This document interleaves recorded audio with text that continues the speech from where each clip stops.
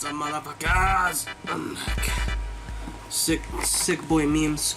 Out here drinking tea. You see the cloak, you already know what time it is. Card of the week.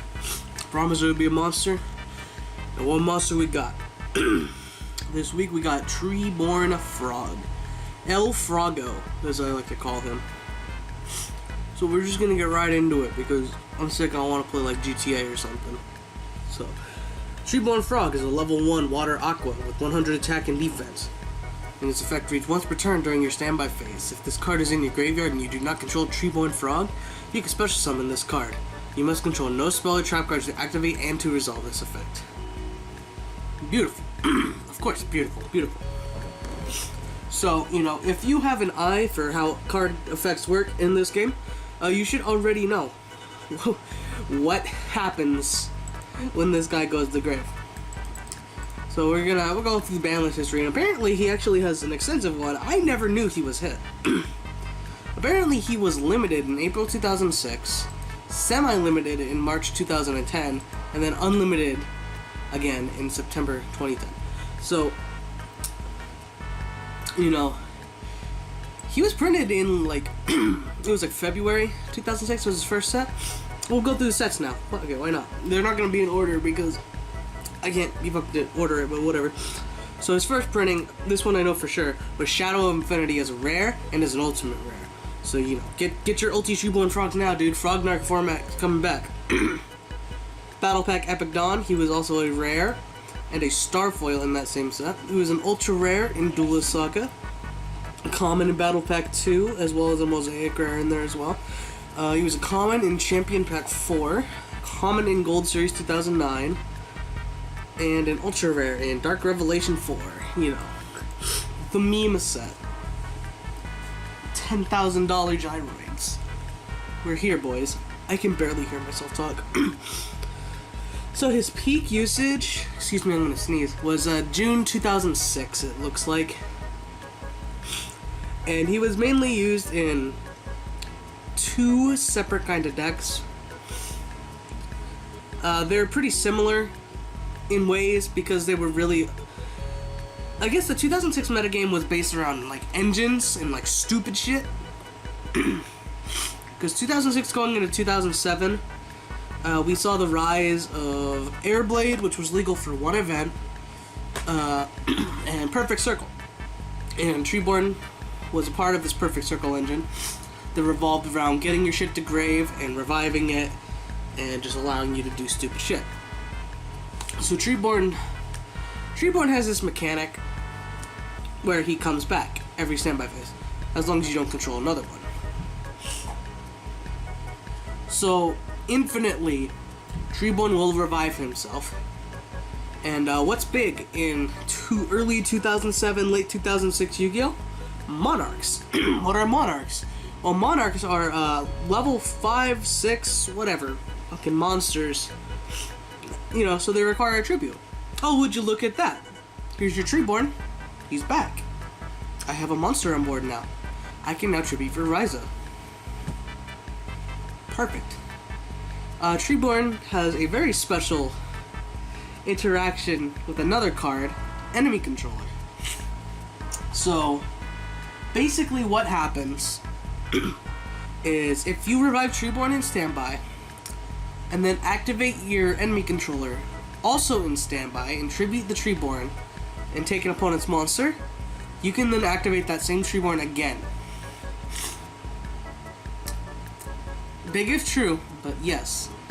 Treeborn is really degenerate, kind of. Well, I wouldn't say degenerate. He's such a power creeped, like, +1 that it's not even funny. But definitely, if you go and do, like, old format research, just having the Treeborn there can net you so much more advantage over your opponent, because you're always going to have that card, you know. And your Monarchs are pretty much always going to be live. You're very rarely going to find yourself in a situation where you need to fucking, you know, soul exchange or some stupid shit like that. I mean, it's going to happen, yeah, because, you know, definitely during the period where this motherfucker was used the most after he was limited. But you only played one anyways. So you would have to card trooper it to grave, foolish it to grave, just send it to grave when your opponent doesn't notice. It's not cheating if you don't get caught. Shit like that. So Treeborn would create this, just hence the name, perfect circle. This perfect engine of just every turn making your plays more live.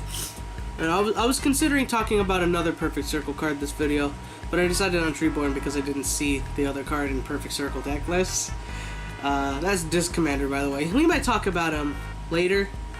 We'll talk about Disc Commander later, for sure. Same thing with El Stratos. But, you know, this week it's all the frogs time. Well, let's get into prices. Let's get into the price ranges. He's cheap. He's like $1 to $2. Unless you want DR4, which is apparently minimum 12, and ultis, which can run you anywhere from 10, like 7 to $20, depending on how good condition they are. But every other printing is relatively cheap. You know, $1, maybe $1.50. It's really sad, like, seeing these cards that just back in the day were so powerful, just be completely useless nowadays. But I don't know, I feel like maybe at some point in the future, if the game slows down enough from its one-turn kill bullshit, maybe Treeborn could see another rise of popularity. And, you know, if we get another good tribute deck, maybe we get a retrained Treeborn Frog where he just revives himself for like banishing the frog, but that sounds kind of like Ronin Totem. But you know, it's whatever. An actual frog that banishes, you just banish like a water monster, make mermails that you can tribute your monsters for. You know, what have you. But you know, Konami has that hard on for making every new card hard once per turn. So it's not really, it wouldn't really matter. Anyways. So yeah, his play definitely dropped off into 2008, and he's been pretty stagnant ever since. He's shown up in a couple of decks. I see one here from an ARG, Denko Dolls with Jeff Jones. Got some kind of play, so it's a Shadal deck, looks like. He's in Lancer decks, Obelisk, Fish OTK. So he's still, Treeborn still holds his little niche, but he's definitely not a bad card. If anybody tries to tell you that Treeborn Frog is a bad card, they're a bad player. Because they obviously have no idea how this card works. I mean, if someone tried to... if someone's gonna tell you, you know, Dark Scorpion Chick the Yellow is a bad card, you can call them a bad player too. So it's like, fuck it, why not, right? Maybe we'll do one... Maybe I should start talking about, like, OTKs, too, maybe? I don't know. Well, we'll think about that. I'm getting off topic of Treeborn, so I think I'm going to call it here. Next week, we're going to go back and talk about another trap. We're going to talk about traps. This one, right here. Alright, next week we talk about traps. Like, subscribe, Life Dose Forever. We'll be seeing you. Peace.